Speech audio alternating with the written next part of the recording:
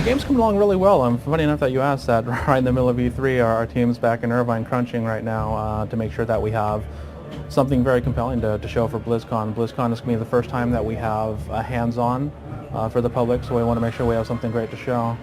The Soul Hunter is designed as an anti-infantry unit, so it's very strong against small units like Marines, against medics, against Zerglings. And the mechanic behind that unit is that every time it kills a unit, it gains a power level, so the weapon becomes more powerful, and we have a visual representation that you'll notice the beam gets larger. It does more damage. So it has 3 different stages, so once it kills two different units, it'll go to its maximum power. And so against things like small targets with low hit points, it just absolutely devastates them. So that's the specific role that one plays. In regards to the phase cannon, the phase cannon is one of the takes that basically, one of the things that we want to do with StarCraft II is take old units and add a new spin to them, add a new mechanic to them to make them more interesting. So they're still familiar, but they're also new. And as far as that unit goes, it's a defensive unit, which you can build like a photon cannon was in StarCraft I. However, it has the ability to morph into an energy being, and it can move around anywhere that you have pylon power, and then it can resituate itself to deploy back into a cannon mode. So it provides a lot of versatility in regards to defense for your base. If you build a lot of cannons up front and they drop in the back of your base, you can just change them into energy form, walk them to the back, and lay them back down again in defensive position. It also has a lot of neat strategy as far as offensive pyloning. If you want offensive cannons, so want to build a pylon up front, you can build some cannons, and then as you build more pylons forward, you can slowly walk your cannons forward too. So that's a pretty cool mechanic.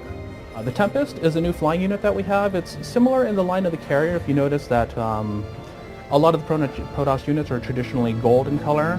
The Tempest is actually more of a gray in hue. It's kind of in the line of like the dark units that we're making.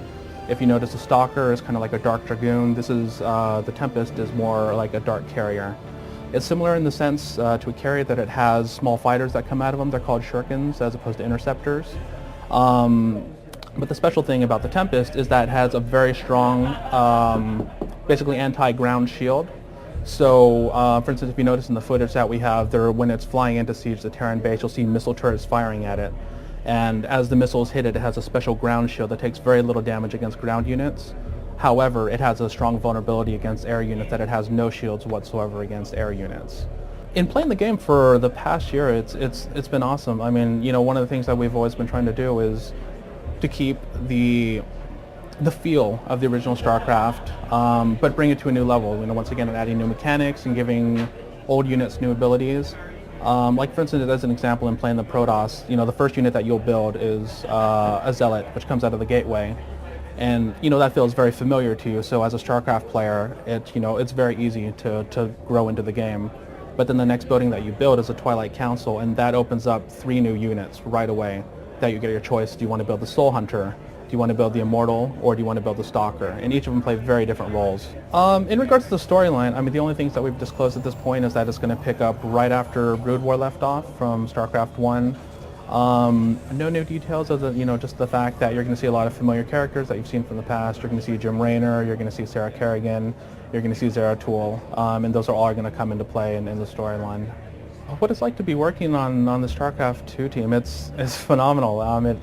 It's pretty much my dream job, and I know there is a lot of pressure because of the legacy of StarCraft I and the fact that it's been touted as one of the most balanced RTS games of all time. However, it's something that we've faced in the past in regards to having Diablo and coming out with a sequel for Diablo 2 and coming out with Warcraft 2 and Warcraft 3 that I think we're more than equipped to meet that challenge and exceed it as well.